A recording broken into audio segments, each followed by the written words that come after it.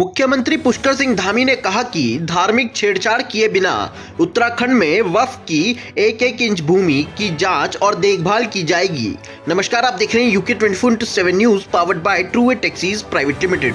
आपको बता दें कि मुख्यमंत्री पुष्कर सिंह धामी ने वक्फ को लेकर कहा कि वक्फ संशोधन से सरकार इसका उपयोग गरीब मुस्लिम भाई बहनों के कल्याण के लिए करेगी। वहीं कांग्रेस ने वक्फ बोर्ड संशोधन पर सवाल उठाया है। वहीं बतौर वक्फ बोर्ड के अध्यक्ष शादाब शम्स ने कहा कि कांग्रेस प्रदेश में भ्रम फैला रही है और कह रही है कि जिस प्रॉपर्टी को वक्फ में दर्ज करने की बात कही गई थी उसे वहां दर्ज नहीं किया गया है। आगे उन्होंने जानकारी देते हुए बताया कि बोर्ड में जो बदलाव आए हैं उसमें जिस संपत्ति को वक्फ बोर्ड में दर्ज कराना है पहले उसे जिलाधिकारी के माध्यम से उस संपत्ति की जांच की जाएगी। उस संपत्ति पर कोई विवाद नहीं होने पर ही उसे संपत्ति को वक्फ बोर्ड में दर्ज किया जाएगा। साथ ही भाजपा बिल्कुल सही तरीके से वक्फ बोर्ड में आई संपत्ति की जाँच करते हुए उसे वक्फ बोर्ड में शामिल करेगी। देखिए खास रिपोर्ट हितेश शर्मा की यूके 24/7 के लिए देहरादून से। विपक्ष भ्रम फैलाने की कोशिश कर रहा है और वो कह रहा है कि जो प्रॉपर्टीज को वक्फ में दर्ज करने के लिए कहा गया है वो प्रॉपर्टी वक्फ में दर्ज नहीं की जा रही है, तो वक्फ अमेंडमेंट एक्ट आने के बाद ये प्रॉपर्टी दर्ज नहीं की जाएंगी। उनको शायद इस बात का भी जो ऑपोजिशन के लोग आरोप लगा रहे हैं उनको इसका ज्ञान नहीं है।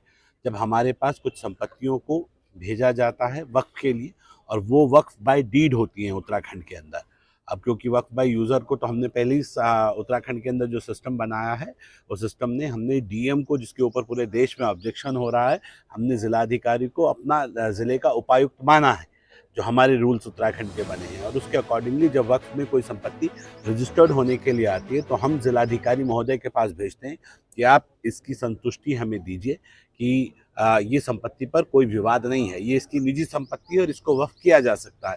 जब उनकी तरफ से अप्रूवल आ जाता है तो उसको दर्ज कर लिया जाता है। क्योंकि अभी तक सिस्टमैटिक वे में काम नहीं आया है, पुराना वाला जो ढर्रा चल रहा था वही चल रहा था।